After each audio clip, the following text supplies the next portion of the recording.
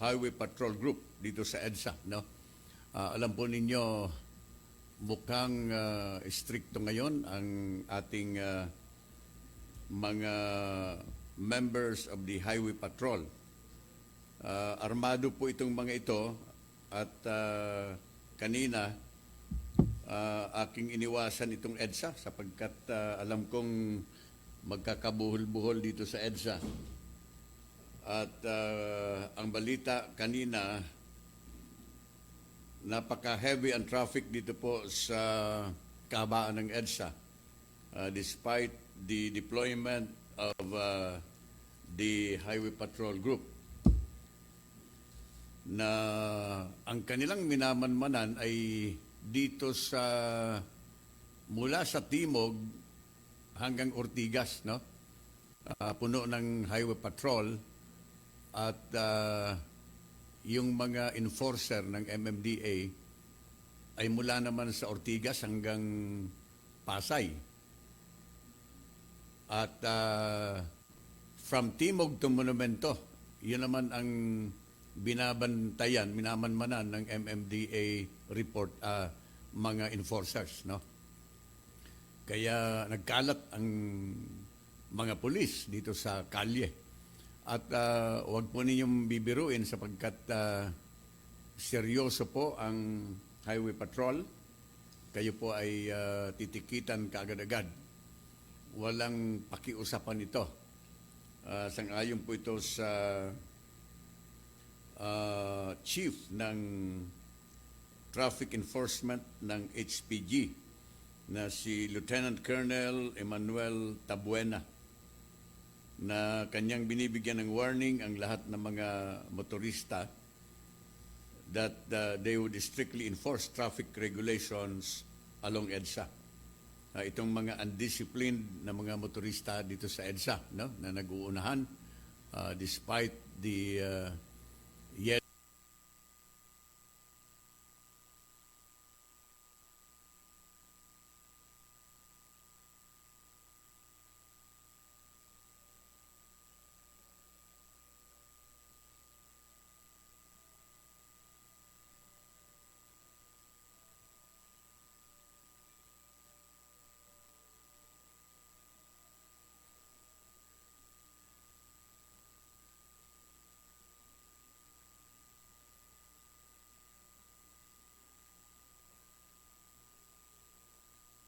ay nakahanda na kayo ay tikitan, isyuhan ng ticket, walang pakiusap.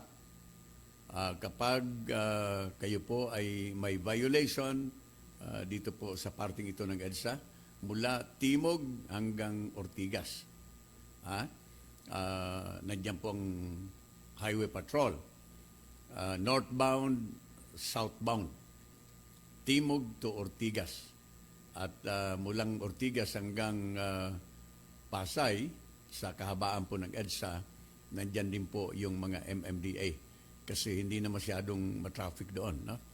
Okay, so this is the first day. Sana maging matagumpay ang ginagawang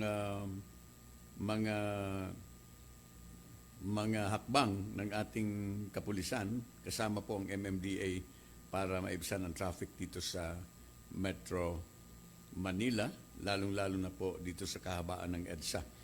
Alright. Alright, tuloy tayo sa ating mga dapat pag-usapan dito sa KANYON. Ang pinuno at founder ng CPP-NPA, Joma Sison, ay pinaaresto. May utos po ang isang korte sa Maynila para dakpin sina Communist Party of the Philippines founding chair Jose Maria Joma Sison at ang 37 pang mga kasamahan niya na mga leader rebelde at mga miyembro na itinuturong responsable sa pagpaslang ng New People's Army sa daang-daang mga inosenteng sibilyan noong 1980s doon sa Inupakan, Leyte. Matagal na po ito, no? Pero muling binubuhay para panagutin po sina Joma Sison. Sa totoo po, nagpalabas ng mandamiento de arresto o kaya warrant of arrest ang presiding judge ng Regional Trial Court Branch 32 na si presiding judge Thelma Bonyi Medina, na laban po ito kay Joma at saka yung 37 na iba pa. Maganda po itong hakbang para mapilitan si Joma Sison na harapin ang kanyang kaso. Bilang isang Pilipino, mayroon siyang karapatan na bumalik sa Pilipinas at kung gusto niyang linisin ang kanyang pangalan, magagawa po ito ni Ginoong Sison, no? Ito pa lang si Joma, may iba-ibang alias, no? Joma, Amando Guerrero, Armando Liwanag, at saka yung kanyang asawa na si Juliet. Itong asawa Joma Sison, dating National Democratic Front of the Philippines Peace Negotiator. Hawak ko dito ang iba pang mga kasama ni Joma na saklaw ng arrest order galing sa korte. Itong ibang prominente na mga leader ng NPA, si Rodolfo Salas alias Kabilog. Si Salas, mga kababayan, siya ay dating chair ng CPP na nadakip noong 1986, no? At nabigyan ng amnestiya noong 1992 ni dating Pangulong Fidel Ramos. Kasama din si Leo Velasco, siya pong NDFP consultant para sa peace process.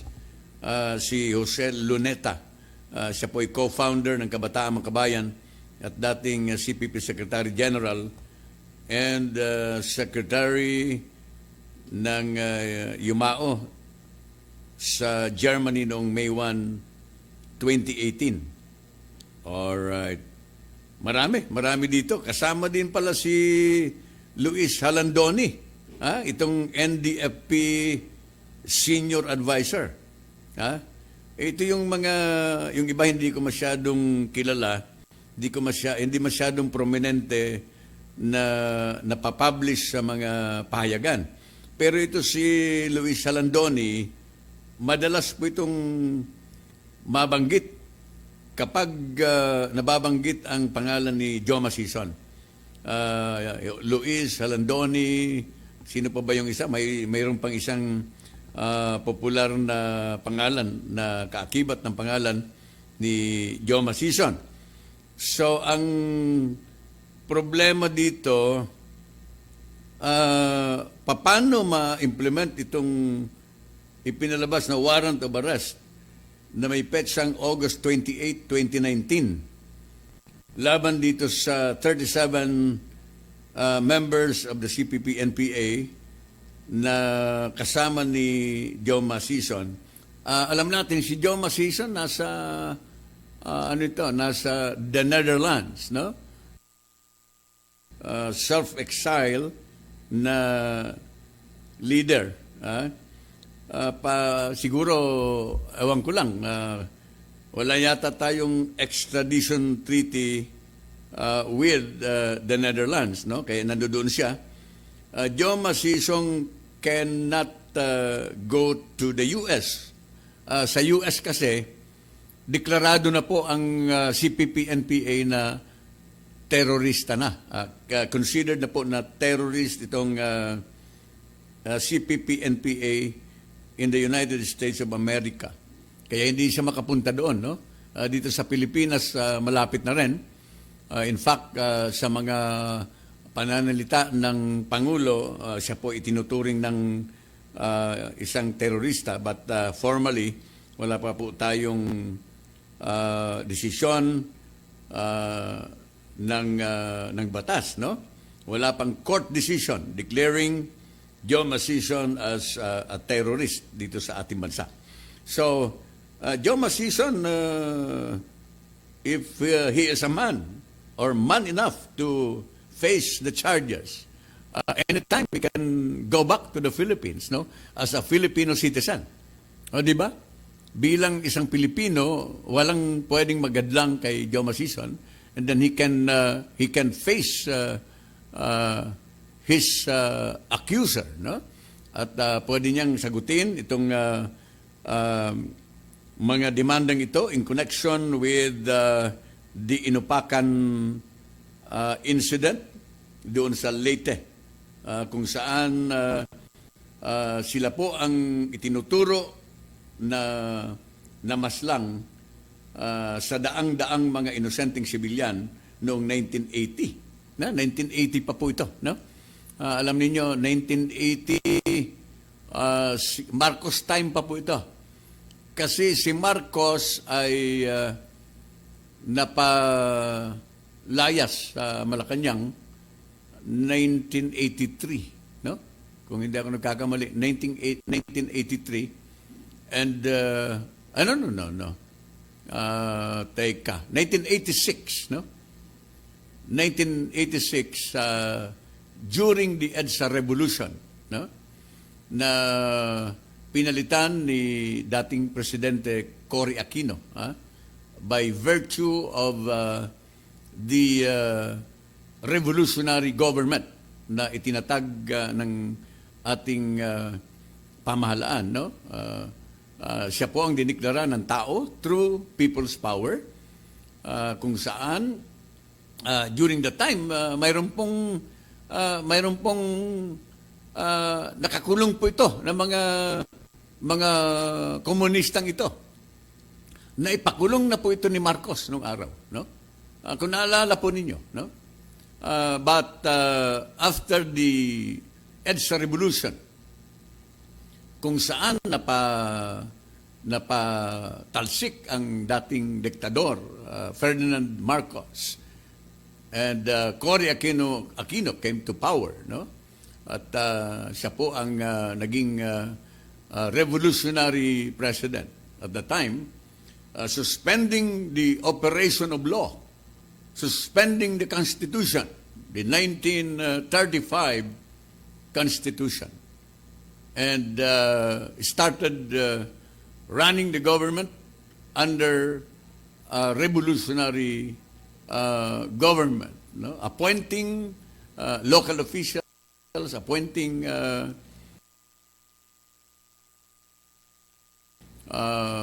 cabinet officials on her own, dahil sa kapag revolutionary ang uri ng gobyerno, mga kababayan, ay ang presidente ng Pilipinas. Siya po ang lahat ng may kapangyarihan. Siya po ang nasa judiciary, siya po ang nasa executive, siya rin po ang nasa legislative, no? If you recall at the time, with the help of Cory Aquino's friends, katulad ni Joker Arroyo, ni Rina Sagisag, at iba pang mga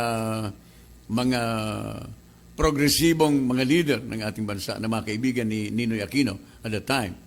And I'm just relating events, no, in the past na dapat natin alalahanin in connection with this order of the court to arrest Joe Masison, no?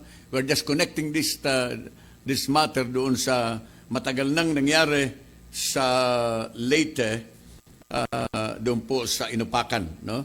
Matagal na, 1980 pa po ito nangyari, hanggang ngayon. Ilang presidente na po ang nakaraan, but ito po ay binubuhay ngayon ng isang judge dito sa Regional Trial Court Branch 32, na si Presiding Judge Thelma Bunyi Medina, no?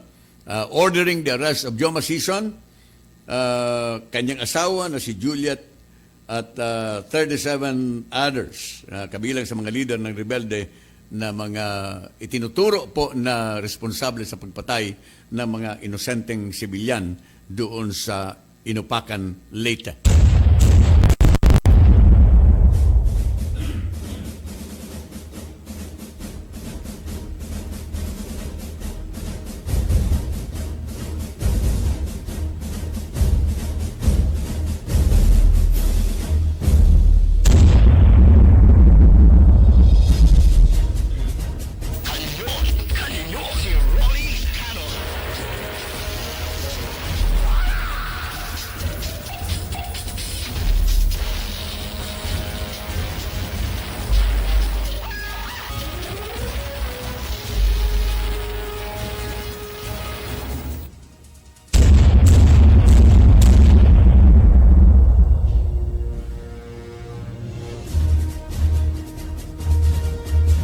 Ituloy po natin mga kababayan ng ating palatuntunang kanyon kasama ang inyong lingkod sa radyo si Rory. Tuloy po natin ang kanyon kasama ang inyong lingkod sa radyo si Rolly Canon sa paghimay ng mga balita, no? Aprobado na po ng Commission on Appointments ang ad interim appointments at reappointments ng 32 general, flag officers at senior officers of the Armed Forces of the Philippines na ginanap po sa mataas na kapulungan ng Senado. Alam po ninyo, ang mga cabinet officials, mga appointed and promoted generals ng ating sandatahang lakas ng Pilipinas, subjected po yan sa approval ng CA, ng powerful commission on appointment. 32 generals and senior officers now approved. They have the nod of the commissioners, no? Of the Commission on Appointments. Ito pong Commission on Appointment, mga kababayan, karamihan dito mga lawmakers, no? Kaya kung may isang miyembro ng CA ang kumwestiyon sa credibility ng isang isinasalang sa CA, katulad ng mga cabinet officials, mga iba pang posisyon at mga general ng armed forces, ay hindi po nakukumpirma. We have heard of several cabinet officials that has been disapproved by the CA ang hindi po nakaupo. Nakaupo pero on a temporary basis sapagkat hindi po sila kumpirmado. Ngayon, this is good news. Naprobahan na po ng Commission on Appointments ang ad interim appointments and reappointments ng 32 generals, mga flag officers at senior officers of the armed forces na ginawa sa mataas na kapulungan ng Senado, no? Ito ay of course pinangunahan ng AFP Inspector General Lieutenant General Antonio Ramon Lim at AFP Western Mindanao Command Chief at Medal of Valor awardee Lieutenant General Cirelito Sobihana. Yan. I'm sure marami sa atin ang nakakakilala at napapakinggan natin madalas itong pangalan na Lieutenant General Cirelito Sobihana. Kasama sina Major General Cornelio Valencia Jr., Rear Admiral Lumer Bernabe, Major General Reynaldo Aquino, Major General Roberto Angcan, Major General Divino Rey Pabayo Jr., Rear Admiral Romel Jason Galang, Major General Corleto Benluan Jr., Major General Tyre Banyas, Major General Diosdado Carrion, at iba pa. No? Marami sila dito. No? Okay. Ang promotion ng mga general at senior officers ng Sandatahang Lakas ng Pilipinas ay hindi lamang pagsusulong sa kanilang military career, kundi ito ay pag-ako ng mas malaki at mas crucial na responsibility bilang suporta sa misyon ng AFP na protektahan po ang mamamayan at ang Estado, to protect the people and the state. Alright. Lalong-lalo na ngayon na ang balita talagang determinado ang Pangulo, no? Determinado ang Malacanang to end the insurgency in the country by all means, no? At all cost, before the end of the term of the President. Nabalitaan ko po yan na mayroon daw na talagang pag-uusap ang palasyo at mga leader ng armed forces ng ating bansa para pag-usapan talaga na kung paano ang very effective na approach, aside from the ones being implemented now, na tapusin ang insurgency, ang pag-aalsa, ang komunismo at ang rebellion ng mga NPA at saka itong mga terroristic activities.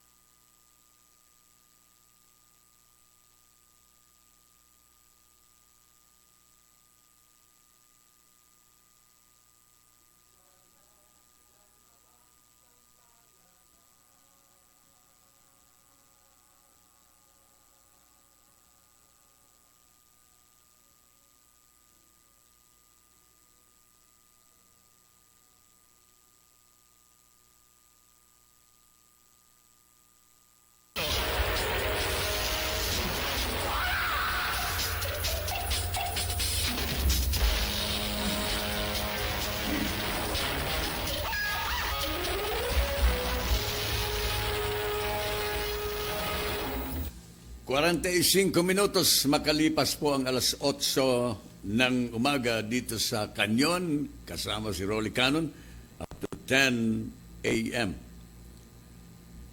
Ang presidente pala ay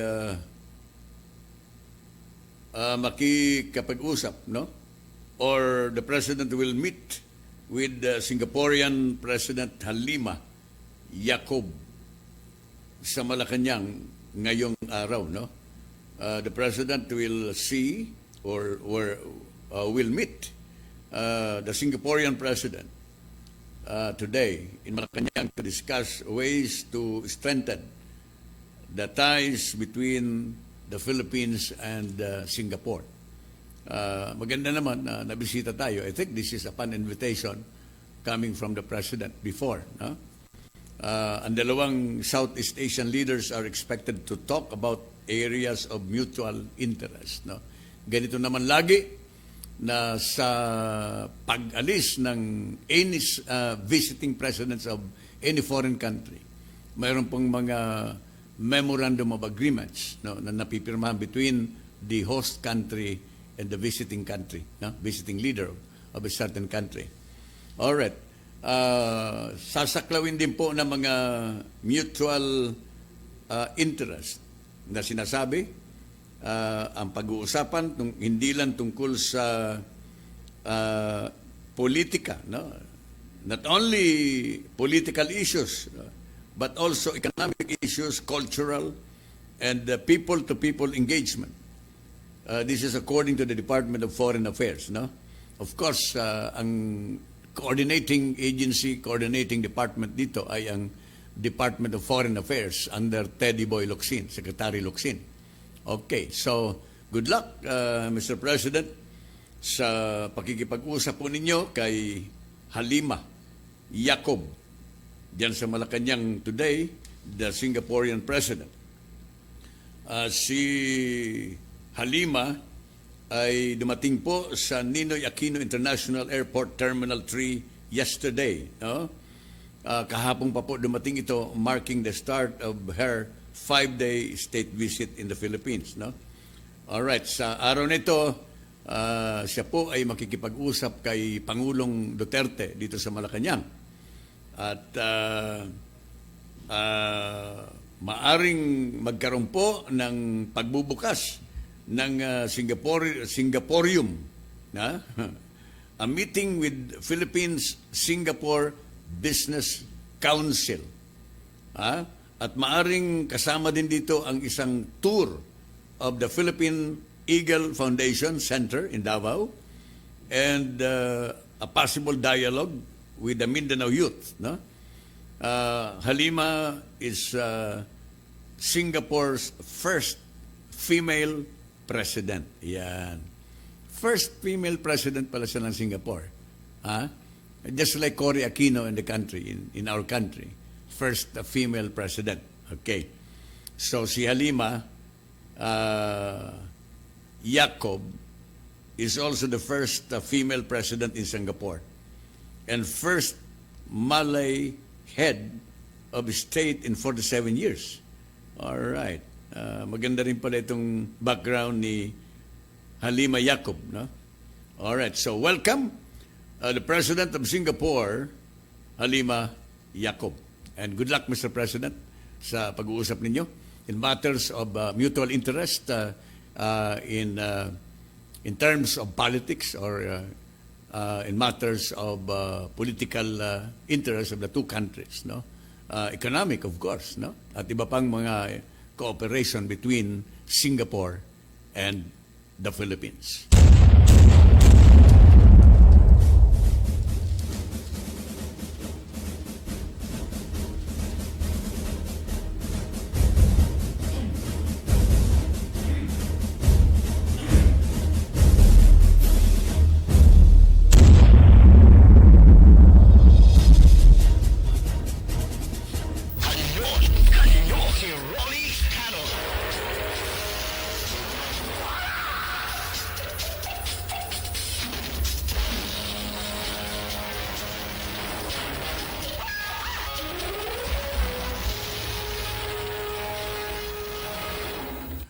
Magandang balita po tungkol doon sa mga pinalaya sa ilalim po ng good conduct time allowance na naging kontrobersyal.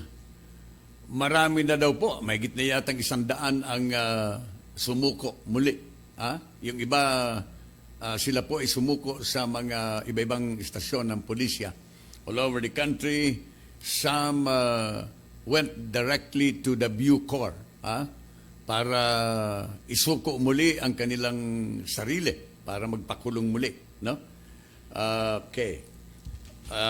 Pero ang masamang balita, mga kababayan, sapagkat inamin ni Secretary Anyo na marami ang nakalabas na ng ating bansa. Napakadami na daw po na nakalabas ng ating bansa.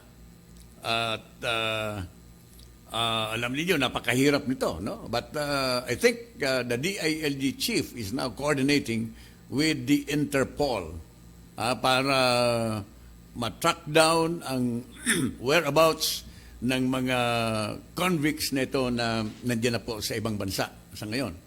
At wala sigurong problema kung nandoon sila sa mga bansa na mayroon tayong extradition treaty with these countries. But the problem lies in the countries na wala tayong tratado, no? Para sila po ay ma-extradite back to the Philippines, no? Ito yung pinoproblema ngayon ng DILG. But the latest now, ang latest, mayroon pong 65 heinous crime convicts have surrendered, no? Yung iba mga minor crimes, no? Hindi naman yung heinous crimes, no? Pero yung more than 100 na binabalita, 65 of them ay mga hardened criminals, no? At mga high value convicts, no? Na tinatawag, no? Accused and sentenced of heinous crimes na dapat hindi makalabas, even under the good conduct, time allowance law dito sa ating bansa. Kaya maganda, it's gaining ground. I think marami pa namang araw. Siguro yung 15 days na ibinigay ng Pangulo, kalahati pa lang, no? Isang linggo pa lang yon. Then, mayroon pang isang linggo, no? Para sumuko itong mga convicts na ito. You still have time. Kasi ang mahirap dito, kung hindi kayo sumuko, the President might order for a shoot to kill. Might issue a shoot to kill order eventually after the 15 days period kung hindi kayo sumuko. Kaya I think it's about time. Isuko ninyo kung inaakala na ninyo na kayo ay dapat talagang nakalaya na, just the same, you have to register, no? Kung inaakala ninyo na talagang nakalaya kayo because nagkamali ang implementasyon o kaya naglagay kayo dito sa mga Bucor officials, then surrender yourselves because the President is determined to bring you back to prison, no? Mga kababayan, at kailangan makumpleto ang inyong mga sentensya sa loob po ng bilangguan.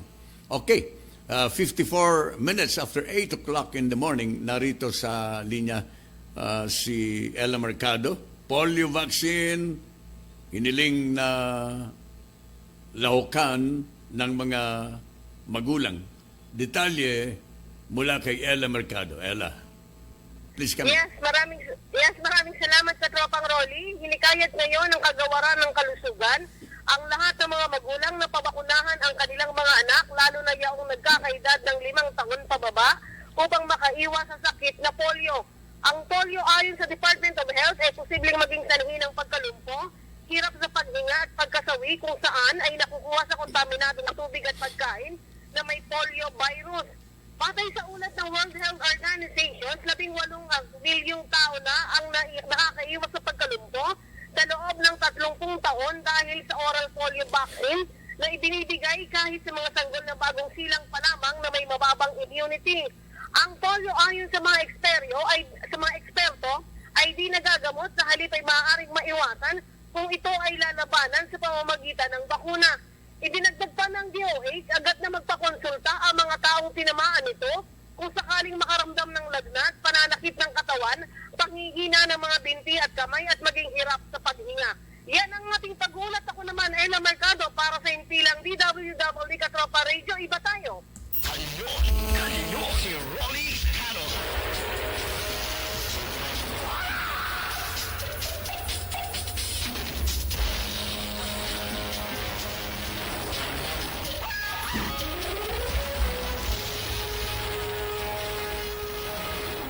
Tuloy po ang Kanyon hanggang alas 10 ng umaga. Si dating Bucor Chief Faldon ay maaari daw na ma-appoint muli sa ibang government position.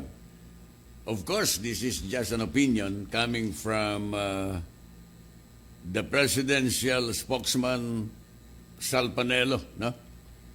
Na nagsabi na ang Pangulo daw is convinced that Faldon, who is facing controversy over the early release of high-profile heinous crime convicts doon sa good conduct, has a clean record.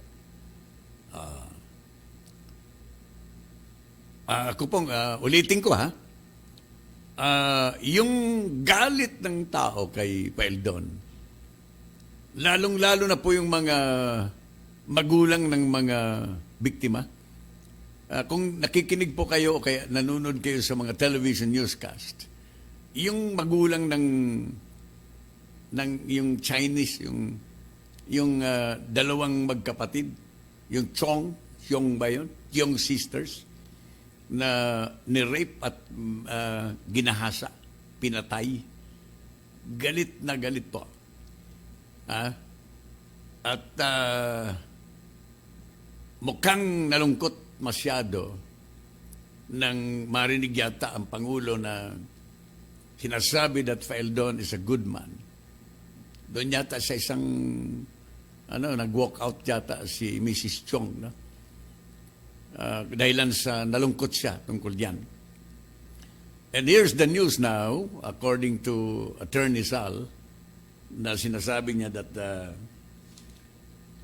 the President, sabi niya, the President is convinced that Faeldon has a clean record. Well, maaring hindi po kayo sasang-ayon dito sa sinasabi ni Ginoong Panelo, no? Maaring not every one of us will believe and ano bang tawag yan? Parang maniwala man o sangayunan man, no? Pero ito po yung official stand of Malacanang. Kasi si Sal Panelo hindi rin gagawa ng salita yan kung talagang hindi niya narinig sa Pangulo, no? Being the mouthpiece of the President. So, this is the official stand of Malacanang. So, wala tayong magagawa. Kayo, no, na mga nag-iisip ng iba, no? That is the prerogative of the chief executive ng ating bansa. Yan po, alam po ninyo, ang presidente ay may prerogatibo sa kanyang pag-assess ng kanyang mga tao. Ganon din po sa pag-appoint ng mga tao sa gobyerno under the executive department. So if that is the official stand of Malacanang, therefore, sino ba naman tayo, no? Maaring mabigat ang loob ng mga relatives ng biktima, ng mga biktima ng heinous crime, but ganon po ang paninindigan ng Malacanang. Ganon tingnan na ganon kagaling at ganon kalinis si Faeldon, no? Despite so many controversies mula pa sa Bureau of Customs hanggang dito sa Bucor. So, ang tabayanan po, mga kababayan, ang second part ng Kanyon hanggang alas 10 ng umaga. Alas 9 na po ng umaga ngayon at ang tabayanan ng top of the hour news at ako po'y magbabalik muli hanggang alas 10 ng umaga. In the meantime,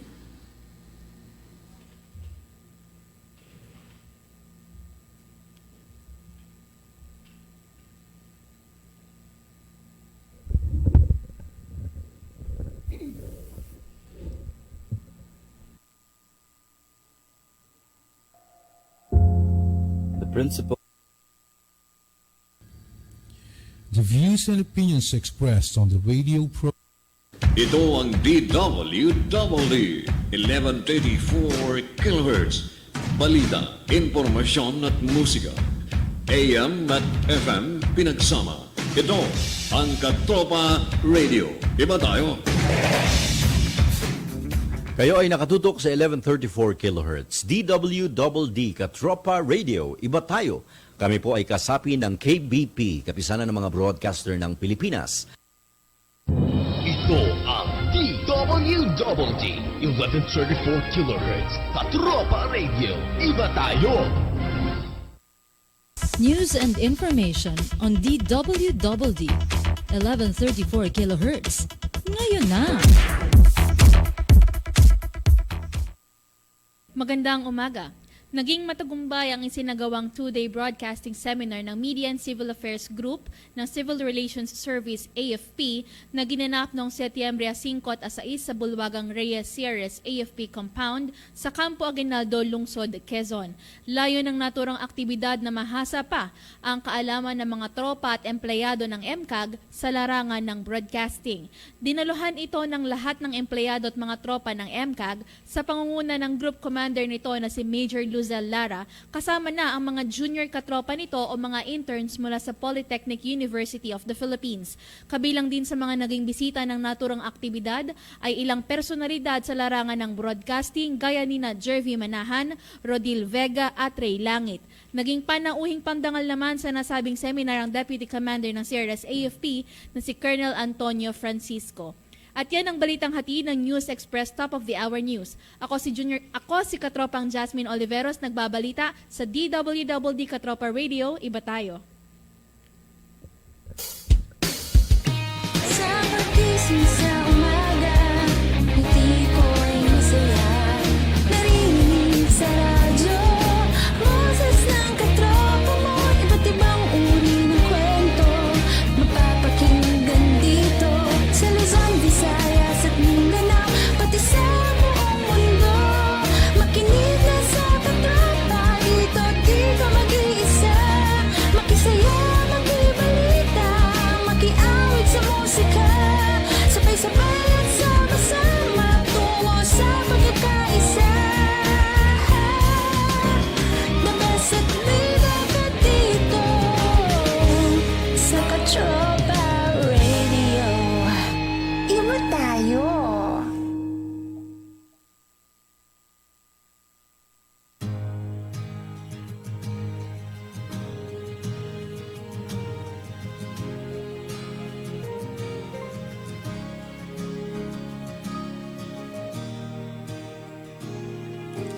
Itigil na natin ang labanan upang wala nang masasaktan.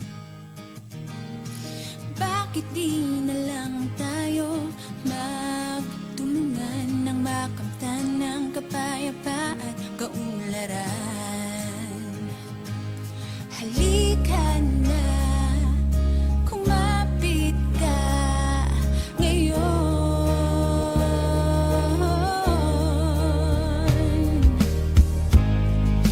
Kinikilala ko ang mga karapatan mo, tulad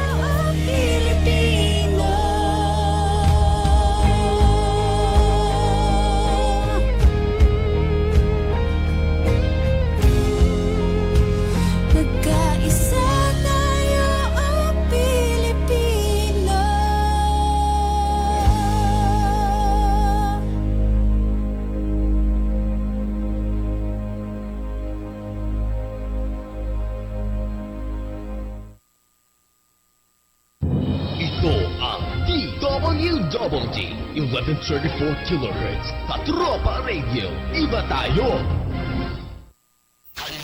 Kanyon si Rolly Canon.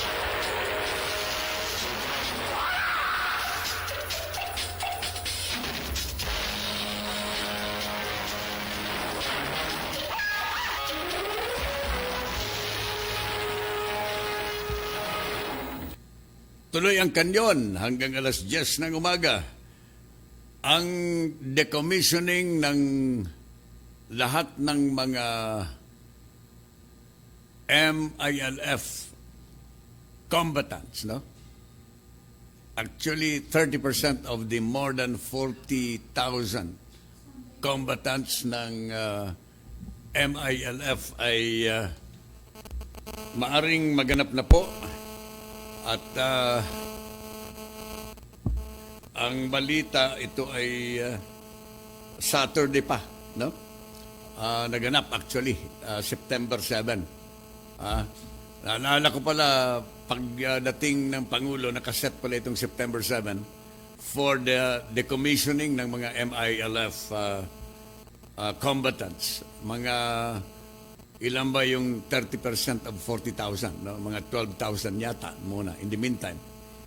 At mayroon pong sinabi ang Pangulo sa kanila na pag-uusapan natin mamaya. Magandang assurance coming from the Commander-in-Chief, no? Sa isang seremonya doon sa Maguindanao last Saturday afternoon.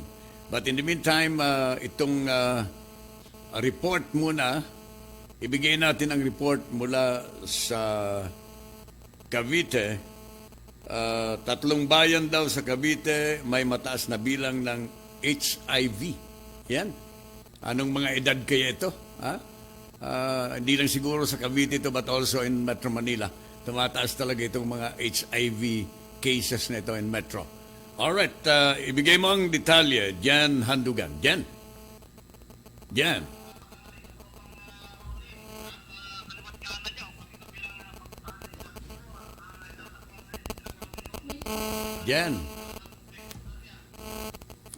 Jan, sandali dyan, no?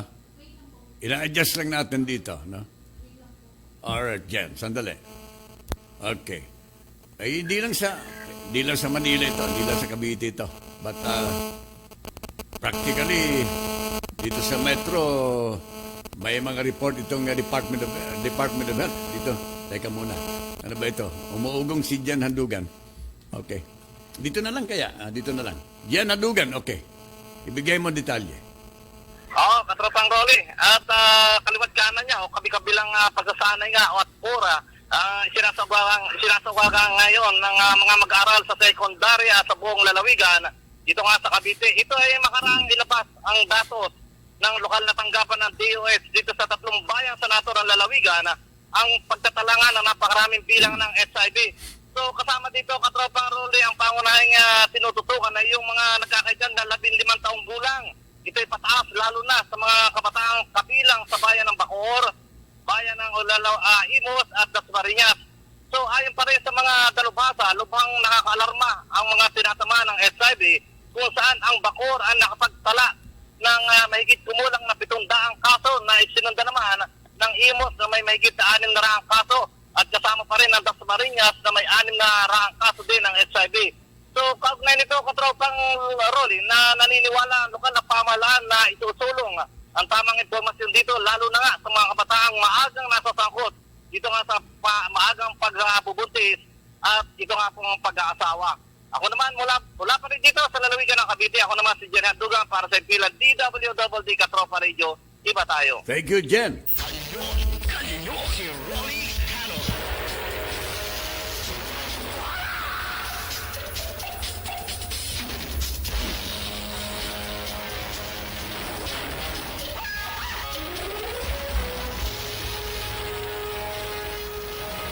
Okay, balikan natin yung decommissioning na nangyari last Saturday, no?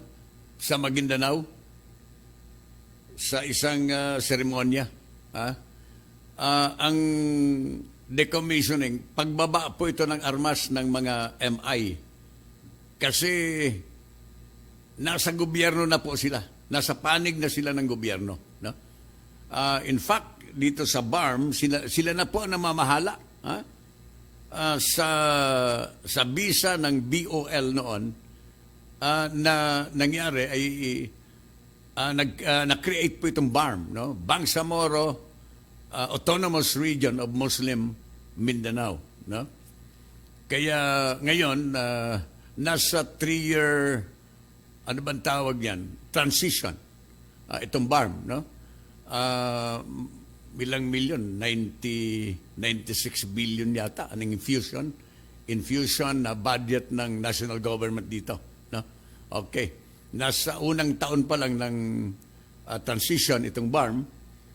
At unti-unti ang decommissioning dito. No? Kasi mahigit pong 40,000 ang sundalo, the combatants of the MI, na malaking kabawasan po ito sa problema dito sa headache ng mga namumuno ng ating bansa, not only to the president now, but also for the future presidents.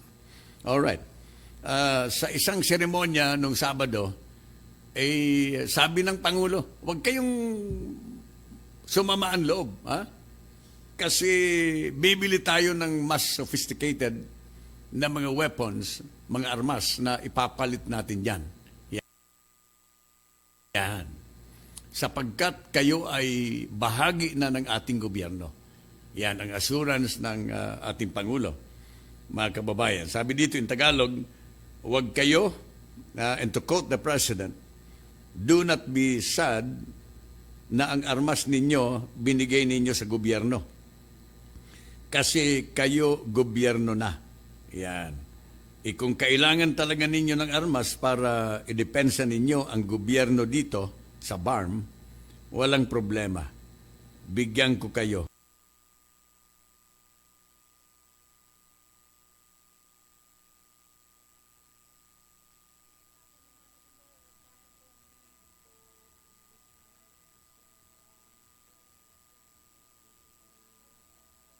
Mas bago. Ito po, ng mga hari yan dyan sa Maguindanao, no? Naalala ninyo siguro yung Maguindanao Massacre. Okay. So, dito sa Cotabato, ang balita after the decommissioning of former rebels belonging to the Moro Islamic Liberation Front last Saturday, ang Bangsamoro government is seeking the help of local executives in dissolving private armies. Yan. Kasi sila ay susuko na ng armas. So, paano yung mga private armies dito? Malalaki po ang private armies dito sa BARM, no? So, this is now the problem of the BARM during the 3-year transition.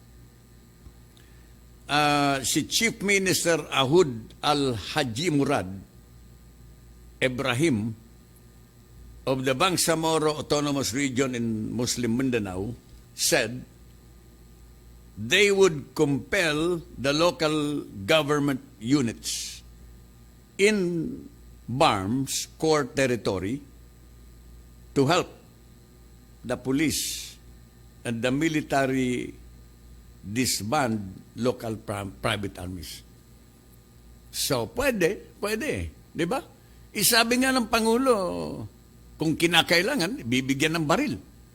Even the disbanded na mga MI, LF, no?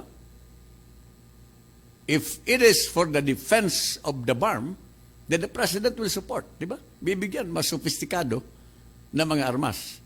Itong mga MILF na ito, so that they can assist, they can reinforce the police and the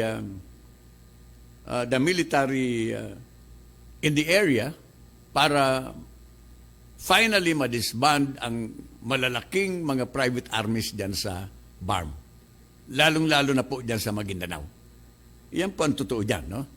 So, in the meantime, tama ito, na humihingi sila ng tulong sa mga LGUs, no? Mga local police, the military personnel na naka-assign sa mga areas na yan, tulong-tulong na po kayo, no? After all, the President has the assurance that if modern arms, ay kailangan, ay ibibili na po ng Pangulo in order to accomplish the goal ng BARM, ng Bangsamoro Autonomous Region of Muslim Mindanao, to disband, finally, the private armies, no, na nandyan sa areas na yan. So, okay, para matahimik na po tayo. Di ba? Susunod yan, itong NPA, na ngayon nga ipinaaresto na si, at saka gumagawa na ngayon ang gobyerno natin para pawalang bisa itong status ng paninirahan ni Joe Masison doon sa The Netherlands. Ang kanya palang paninirahan doon, parang siya po ay kumbaga refugee. Refugee ang status ni Joe Masison, no? Okay. Baka kausapin ng ating gobyerno na pawalang bisa itong refugee position o refugee classification ni Joe Masison doon sa bansang iyon. In that way, before the end of the term of the President, baka pauwiin siya rito at harapin ang kanyang kaso. May warrant of arrest na po ang isang judge dito kina Joe Masison and 37 of his co-accused dito sa isang regional trial court dito po sa ating bansa.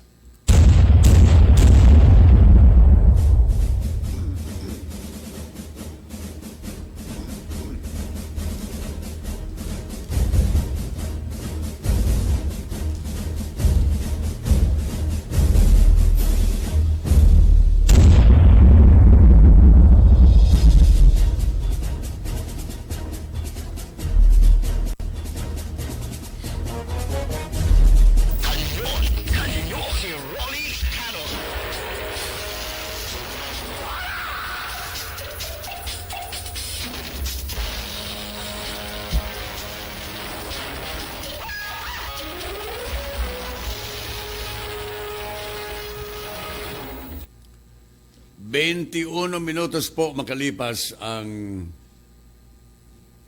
alas 9 ng umaga dito sa Kanyon. May mga infant formula ngayon na pinare-recall ng FDA, ng Food and Drug Administration. Isa pong popular na brand ng infant formula ito. Hindi ko na babanggitin ang pangalan, pero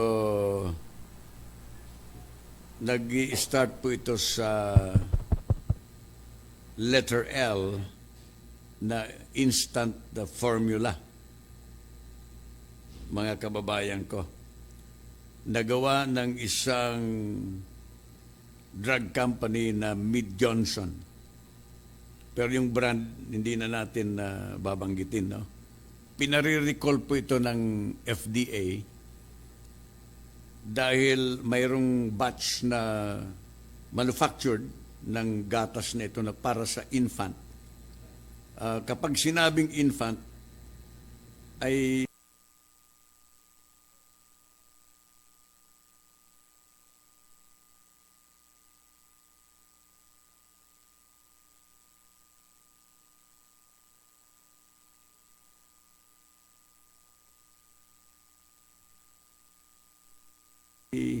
mga newly born babies yan. Ay ang nakalagay doon ay doon sa batch number na yan na PL9GDL5B was recalled because the product contains infant formula for 6 to 12 months. In other words, yung mga bata pa ay makakainom na ng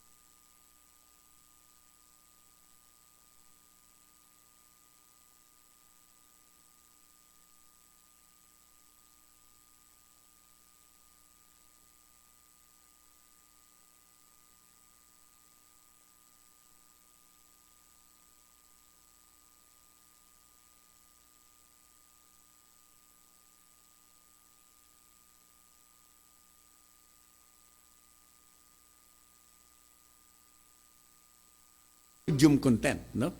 At other chemicals. If we are going to analyze, and the world can only accommodate about 6 billion or less para maging matahimik ang mundo at sagana. In terms of economy, in terms of food, etc. So, ito po yung dapat natin malaman at sabi ko nga, kailangan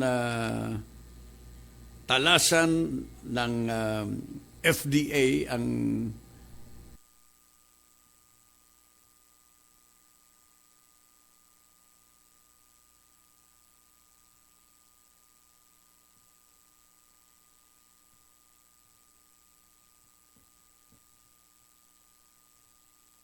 in terms of food, etc. So, ito po yung dapat natin malaman at sabi ko nga, kailangan talasan ng FDA ang kanilang pagbabantay. Alam po ninyo, mahirap yan. Sang-ayon po sa FDA that may cause dehydration and electrolyte imbalance among babies dahilan sa mali ang formulation ng isang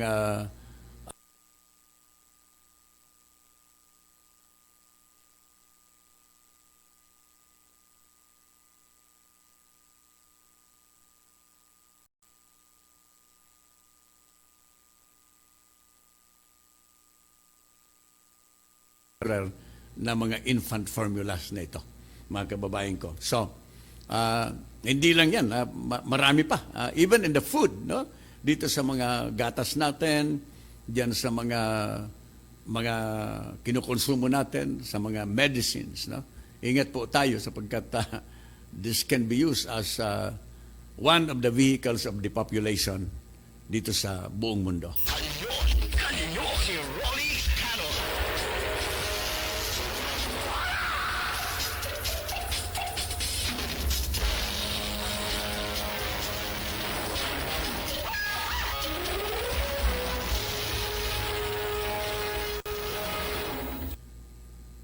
Okay, ituloy natin si Maria Aplicador Espino.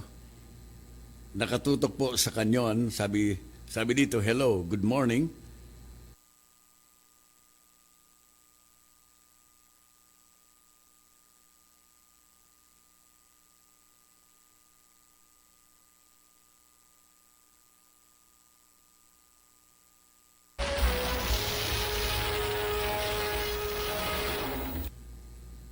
Okay, ituloy natin si Maria Aplicador trillion budget proposed by Malacanang. It's now being deliberated upon in the lower house. I just hope that you can beat the deadline on October 4 para sa final approval nito. Otherwise, baka magkaroon na naman tayo ng reenacted budget. Kongreso, Senator,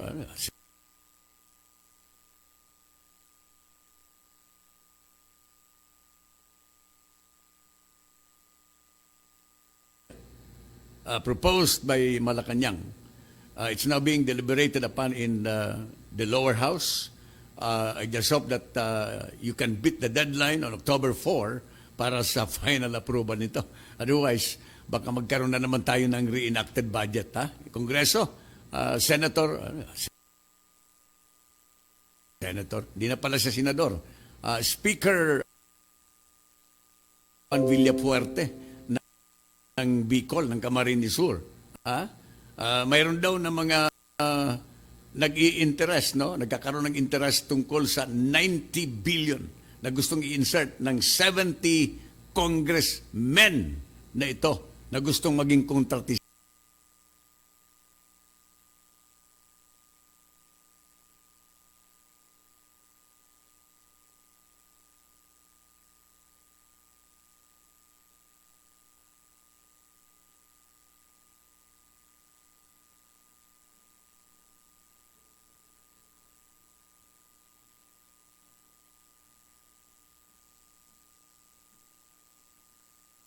Villapuerte ng Bicol, ng Camarines Sur.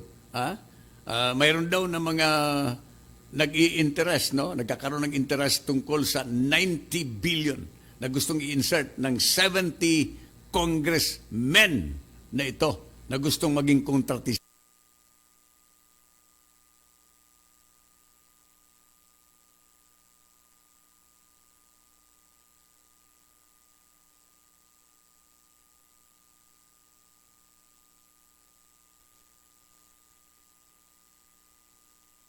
Villapuerte ng Bicol, ng Camarines Sur. Mayroon daw na mga nag-i-interest, no? Nagkakaroon ng interest tungkol sa 90 billion na gustong i-insert ng 70 congressmen na ito na gustong maging kontratista.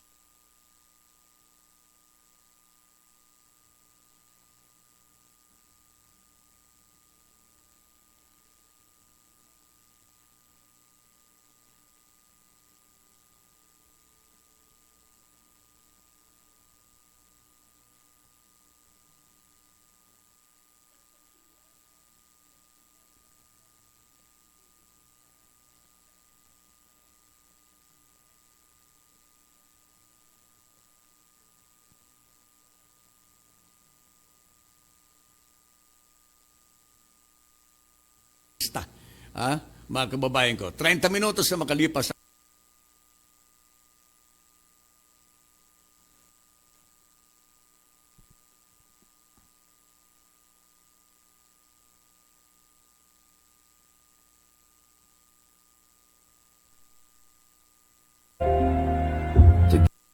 Together, we can take on obstacles too great to overcome. No, wala kang pinipili. Humihingi po kami ng tulong.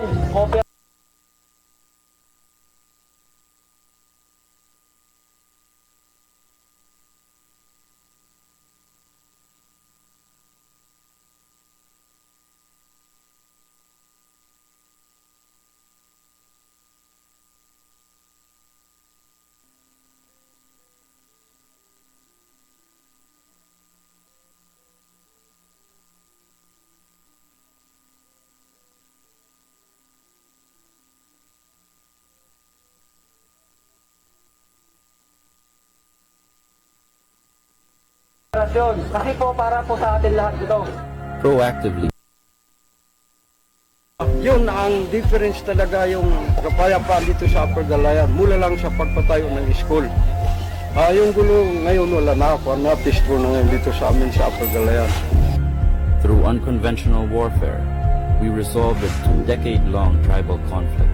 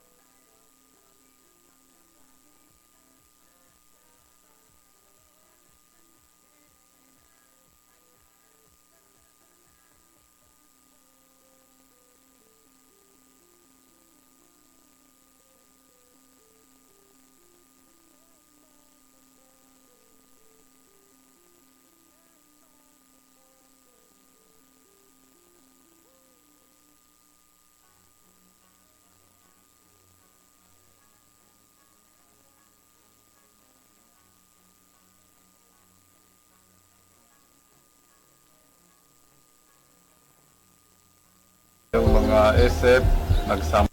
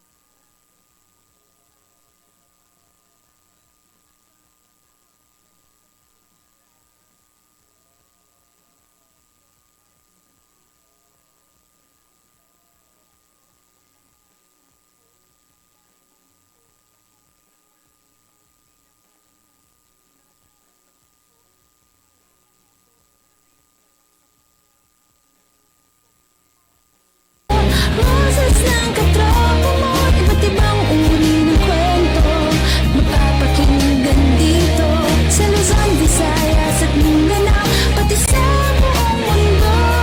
Makinig na sa katropa dito, di ka mag-iisa. Makisaya, makibalita, makiawit sa musika. Sabay-sabay at sama-sama tungo sa pagkakaisa. At bida ka dito sa Katropa Radio.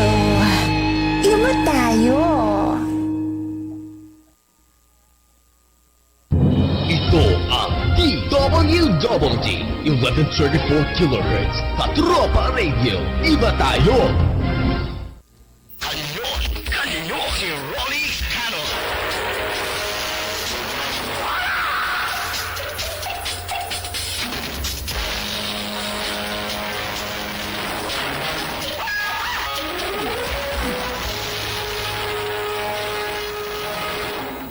Tuloy tayo sa huling bahagi ng ating palatuntunan hanggang alas 10 po tayo ng umaga. Yung palang katatapos lang na mga examination dito sa civil service na ginagawa, I think yearly, 2 times a year yata ito ginagawa.